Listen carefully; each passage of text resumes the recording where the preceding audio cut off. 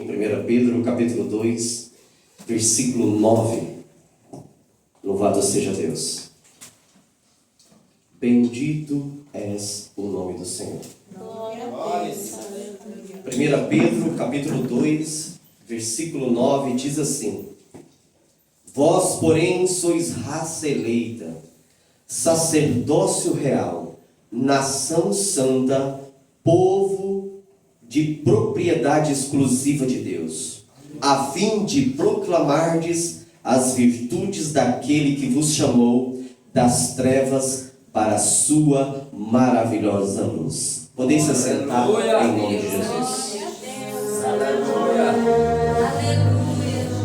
Meus amados e queridos irmãos, a palavra de Deus, ela vem a nós hoje falar algo muito importante para cada um de nós.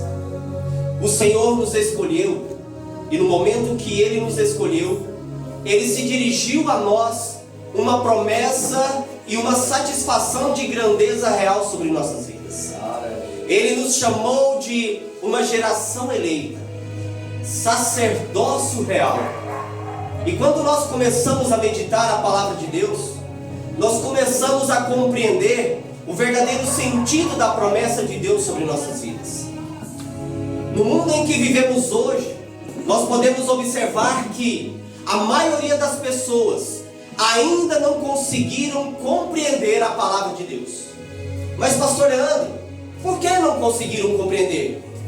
Porque a palavra de Deus é um mistério a qual somente aqueles que verdadeiramente são escolhidos conseguem entender e compreender a mensagem que vem do trono de Deus. O Senhor, quando Ele nos escolheu como uma geração eleita, Ele nos escolheu porque Ele sabia que nos dias atuais haveria um momento a qual o amor de muitos esfriaria.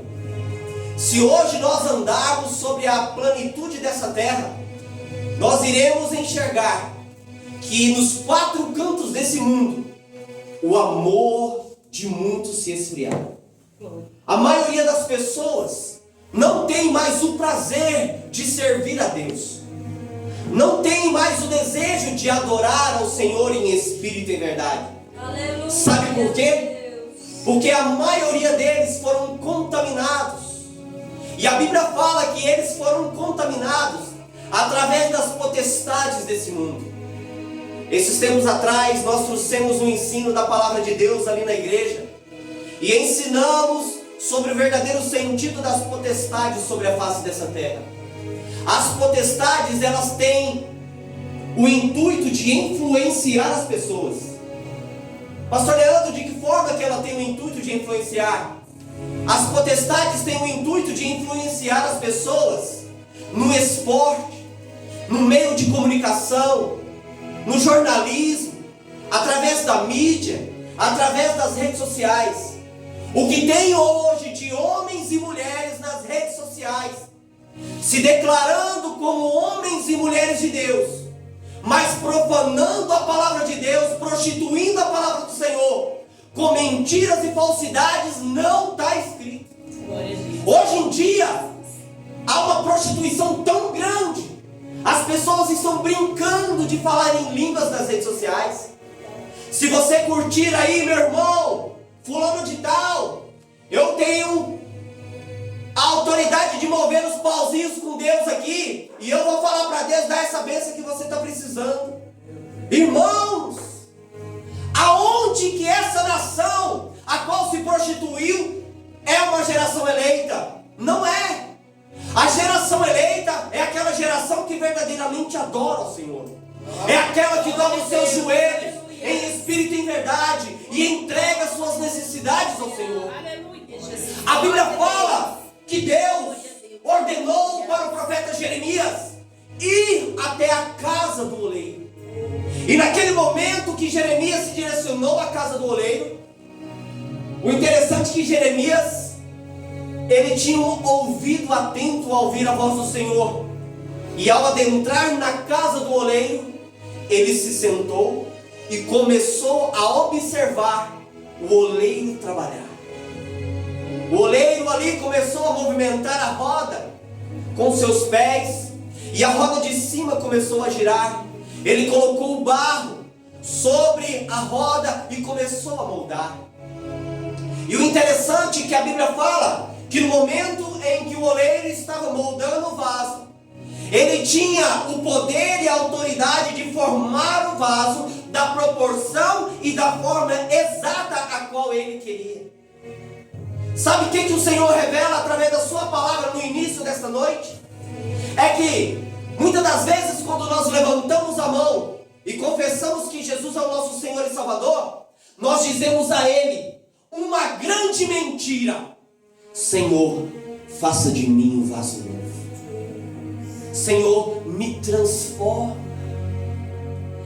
E o Senhor, com seus ouvidos atentos, Ele começa a nos moldar como um oleiro.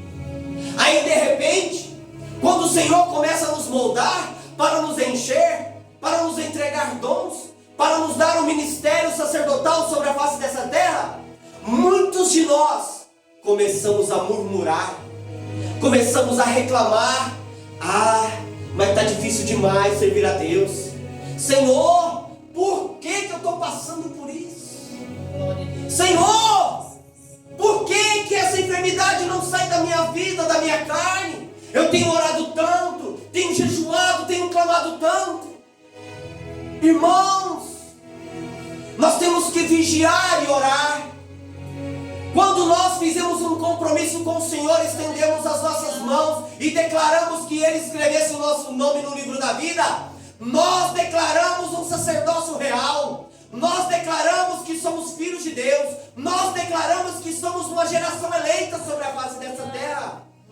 Mas nós estamos sendo influenciados pelas potestades e deixando que as setas e os dados inflamáveis de Satanás venham nos atingir. Glória a Deus. Nós devemos vigiar, irmãos, porque o prazer do oleiro é nos moldar. E quando ele começa a nos moldar, o desejo dele é que a forma a qual ele nos fez seja um vaso único, um vaso de valor, um vaso de honra.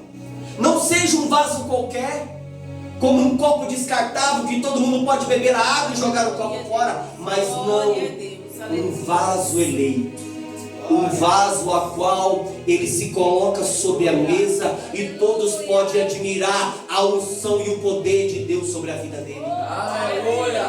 Esse é o desejo do Senhor, do oleiro sobre nossas vidas. A maioria de nós tem um entendimento que a partir do momento que recebe uma consagração, recebe um cargo ministerial na igreja, já está preparado. A maioria é assim. Aí no momento da sua vida ministerial, começa a perceber que as angústias e as aflições estão direcionados a ele. Não compreende que a Bíblia nos diz que o apóstolo Paulo ia padecer por causa do Evangelho. Não compreende que o profeta Isaías foi torado ao meio com uma serra por não negar a Deus. Não compreende que o verdadeiro Evangelho é aquele que você tem que negar a si mesmo e deixar que Jesus Cristo habite em você. Não, a maioria dos vasos hoje querem usar a Deus, não querem deixar que o Senhor os use, mas sim que querem usar a Deus. Eu chego no culto a hora que eu quero, pastor. Eu vou na igreja o dia que eu quero. A hora que eu quiser fazer a obra eu vou. Hoje estou me sentindo muito cansado.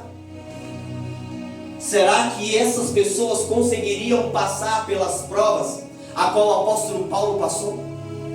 Será que essas pessoas que se dizem ser servos ou servas do Senhor verdadeiramente estão na mão do oleiro? Será que conseguiriam viver uma vida de dedicação ao Senhor, em negar verdadeiramente a si mesmo e deixar que o Espírito Santo de Deus habite dele? A Bíblia fala no capítulo 19 de Jeremias, pastor Gilson, que o oleiro, ele tinha um vaso a qual estava pronto, já tinha passado pela fornalha. A maioria de nós sabe que dentro da palavra do Senhor, o vaso de Deus, ele está pronto depois que ele sai da fornalha.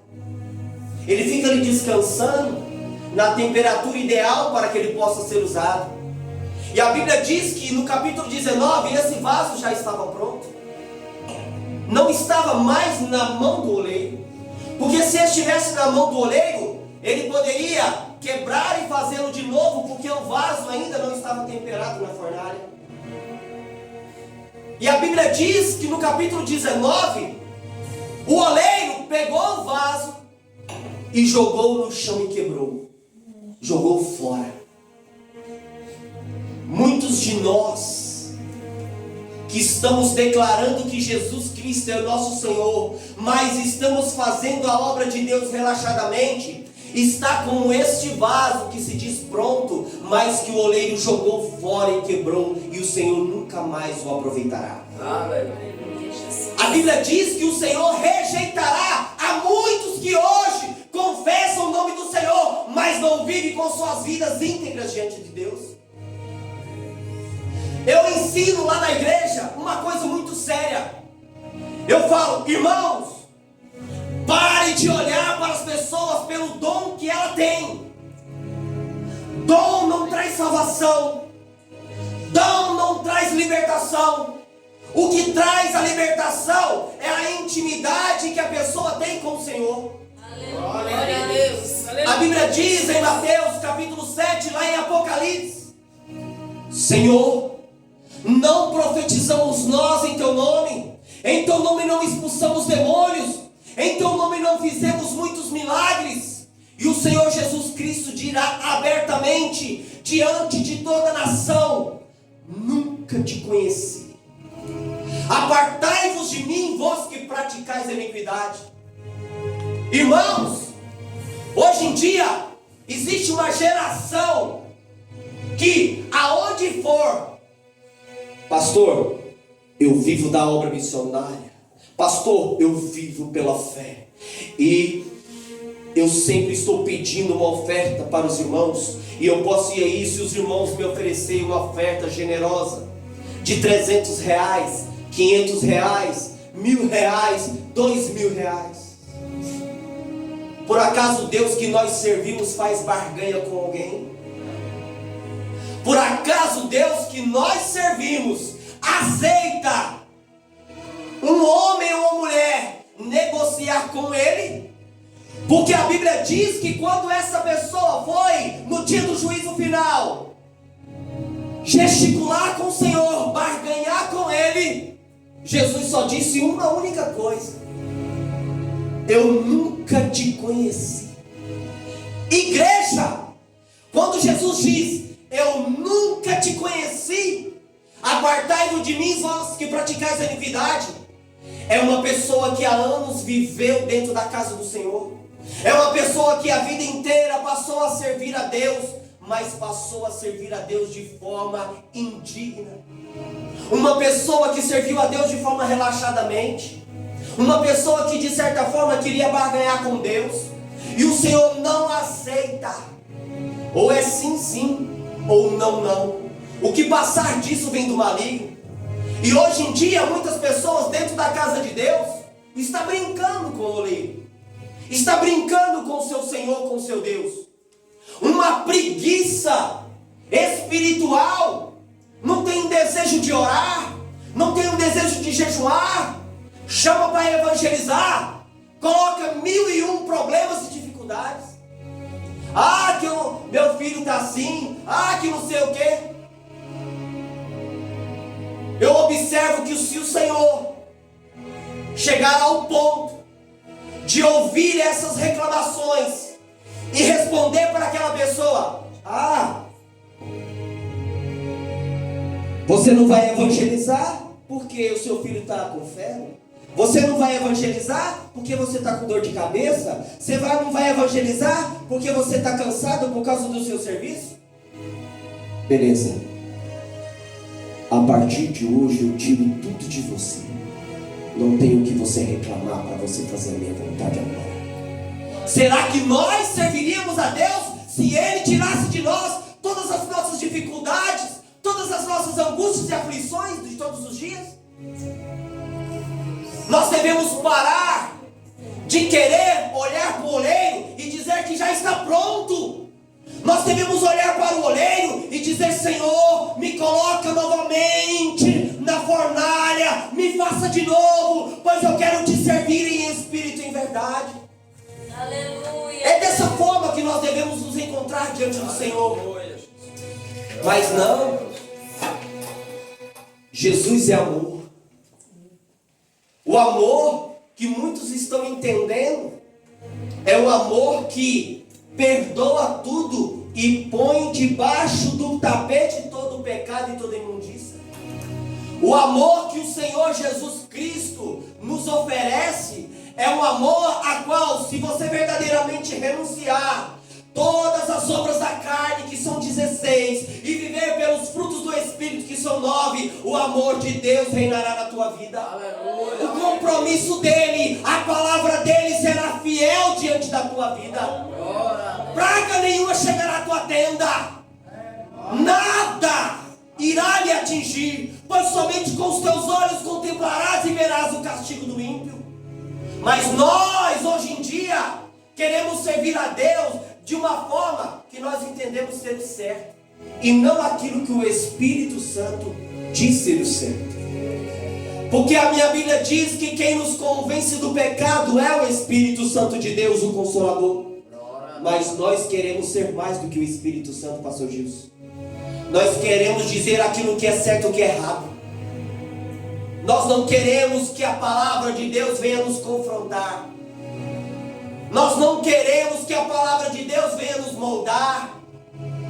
O que tem de crente, obreiro, pastor, evangelista, missionários, presbíteros, que tem uma boca imunda, não está escrito nos tempos atuais. Eu conheço uns irmãos que trabalham prestando serviço, e esse dia foi na casa de um pastor, e o pastor não sabia que esse rapaz era cristão. E esse pastor está lá, amaldiçoando o filho, xingando o filho, xingando a esposa, amaldiçoando a família. E aquele irmão conhecia aquele pastor, porque hoje em dia é tradicional fazer cartazes, de ministrações em igrejas. E essa pessoa sabia daquele pastor porque ele prega em algumas igrejas. E esse irmão chegou em mim e falou assim: pastor Leandro, fulano de tal, fui lá prestar um serviço na casa dele, está lá na internet, e ele não sabia que eu era evangélico. Eu fiquei caladinho, fiquei igual uma serpente, prudente, e eu vi o tanto que aquele homem amaldiçoou a sua esposa e seus filhos. Igreja, não adianta servir a dois senhores, ou há de odiar a um e amar o outro. De uma mesma fonte não tem como jorrar dois tipos de água, ou é limpa ou é suja. Glória a Deus. Aleluia. Não tem como você dizer Senhor, Senhor, e quando vira as costas começa a amaldiçoar alguém. A Bíblia fala que Satanás, ele tem se aparentado como o pai da mentira. E nós que negamos a Cristo, nós que amaldiçoamos as pessoas, nós somos mentirosos, porque nós declaramos com a nossa mão, e aonde o Senhor escreveu o nosso nome no livro da vida, que nós seríamos uma geração eleita, que nós seríamos sacerdócio real, que nós aqui confessaríamos e lutaríamos pela palavra do Senhor. Mas não, nós somos hoje em dia, a maioria de nós, entre aspas, negacionistas. Não adianta, pastor Leandro, você vir aqui com uma eloquência, com uma voz ou um conhecimento da palavra, falar bonito, mas lá fora você começa a amaldiçoar a sua família, amaldiçoa o seu patrão, amaldiçoa o seu serviço. Não adianta, minha irmã, louvar aqui com uma voz lírica, mas interiormente está contaminado. Nós não podemos agir e viver uma vida de engano. A Bíblia fala: se nós formos mentirosos, enganadores, nós somos filhos do diabo, não somos filhos de Deus. Não tem como você servir a dois senhores. E o mais interessante sobre o oleiro é que os anjos do Senhor, eles queriam ministrar a palavra de Deus sobre a face dessa terra. Eles queriam vir aqui pregar, mas a Bíblia fala que eles não foram escolhidos para ministrar a palavra do Senhor. Eles não foram escolhidos para pregar o evangelho que cura, salva e liberta. Ele nos deu essa oportunidade, porque Ele viu em nós que nós seríamos uma geração eleita, uma raça fiel, verdadeiros adoradores diante da presença do Senhor.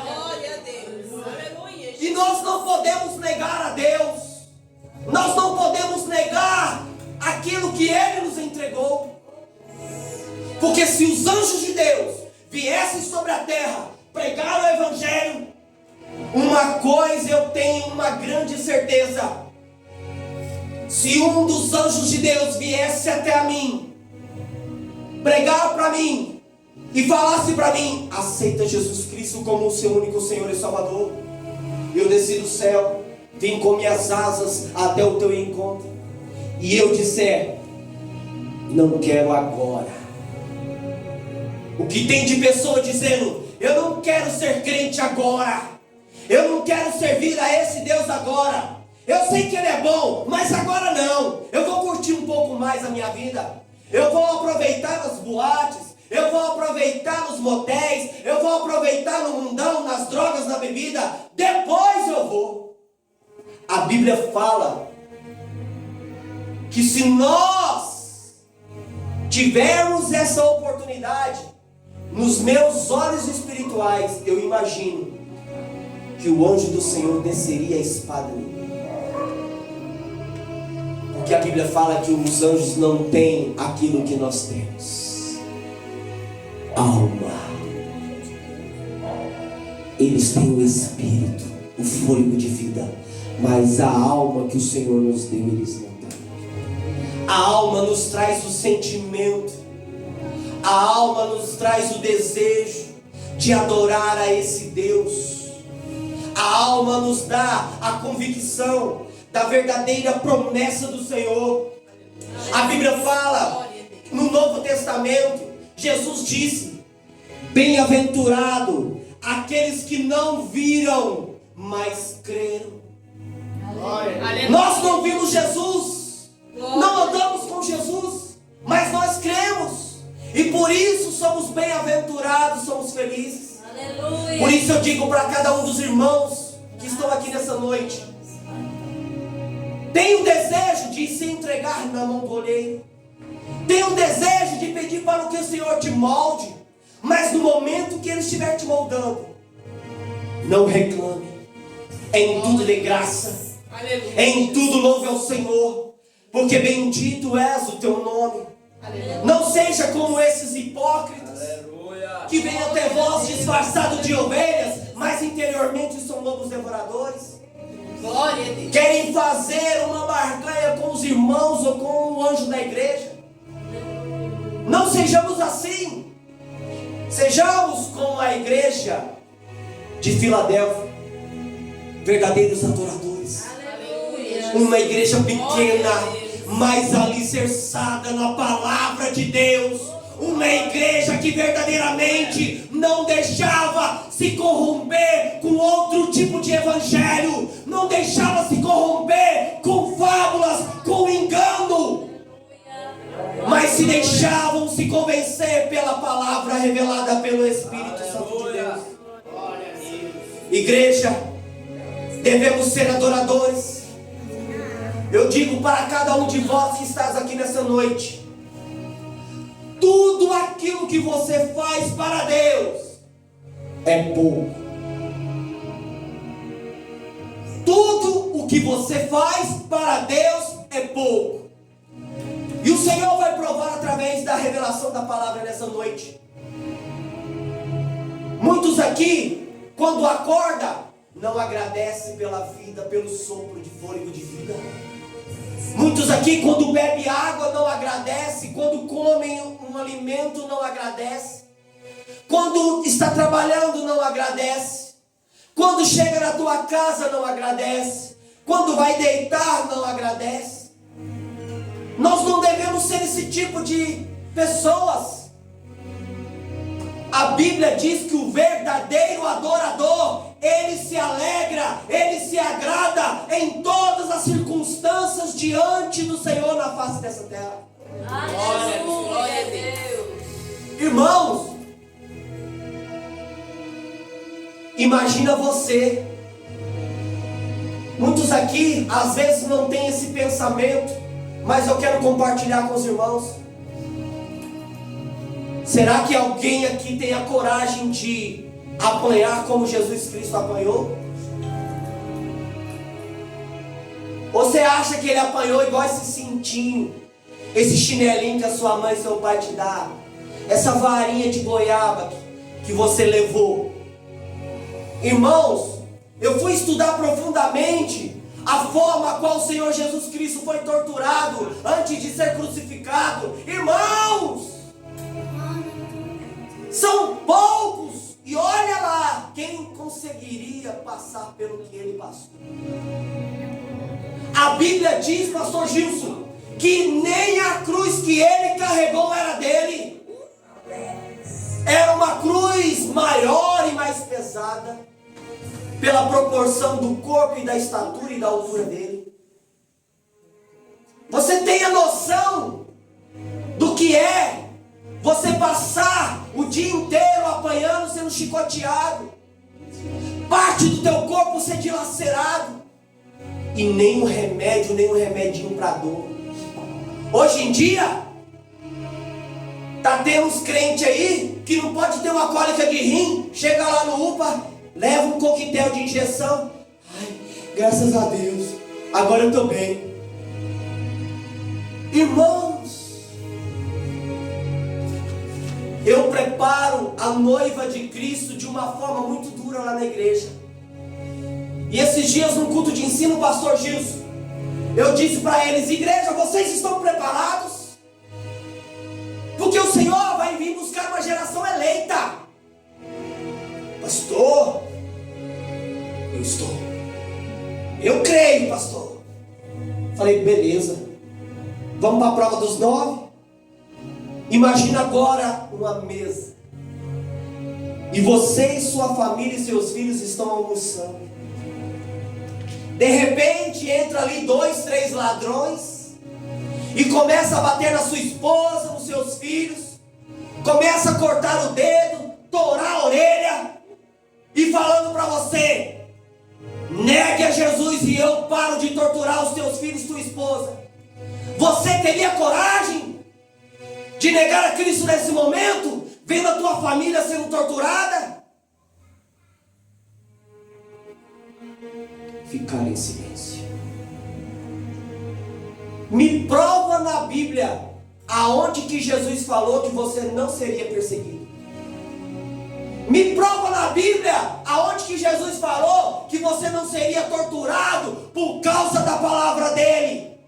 Aonde está escrito na Bíblia que Jesus disse que por causa do nome dele você seria adorado? A minha Bíblia diz que por causa do nome do Senhor nós seríamos perseguidos, seríamos mortos, torturados por causa do Evangelho. Glória a Deus. Mas hoje estão ensinando aí uma pregação coach,